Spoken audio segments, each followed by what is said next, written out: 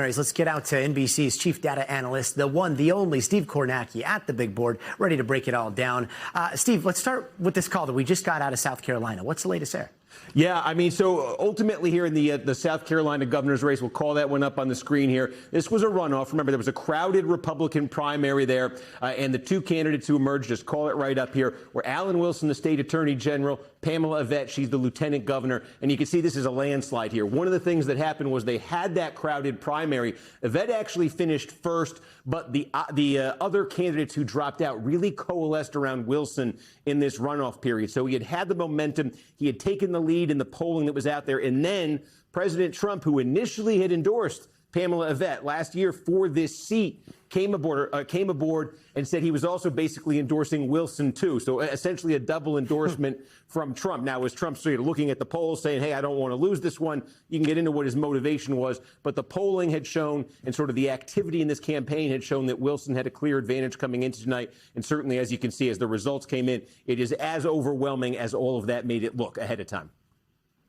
The president covering all his bets there, I guess. Polls just closed in Maryland, too, right? How's it looking there? Yeah, so very interesting situation here in Maryland. We're going to be watching this closely tonight.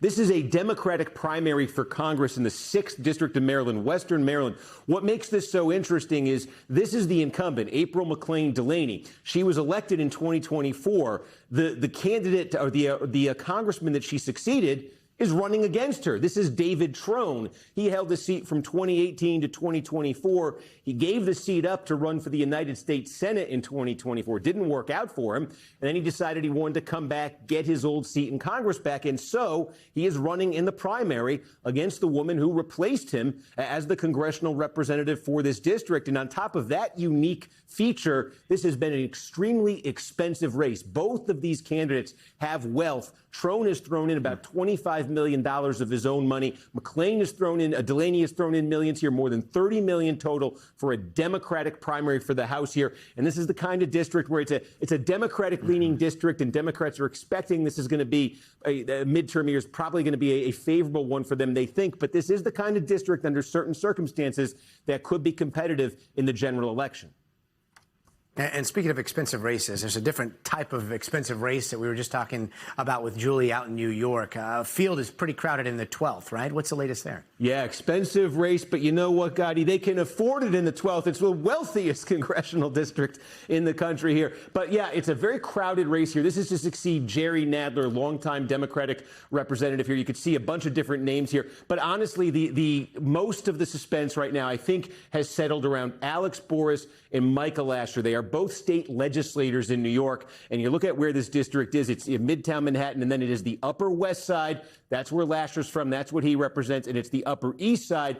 That's what Boris represents in the state legislature. You know, both of those make up the biggest share of the district in terms of population. Lasher comes into this with the endorsement of Nadler, the outgoing congressman. He's got the endorsement of the former mayor, Michael Bloomberg.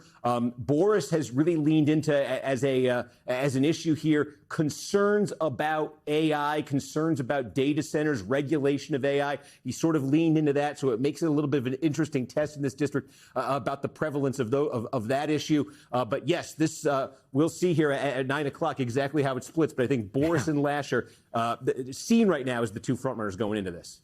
Yeah, it's a battle for Central Park there. Steve Kornacki, thanks so much. We'll be checking back with you in a bit. We thank you for watching, and remember, stay updated on breaking news and top stories on the NBC News app or watch live on our YouTube channel.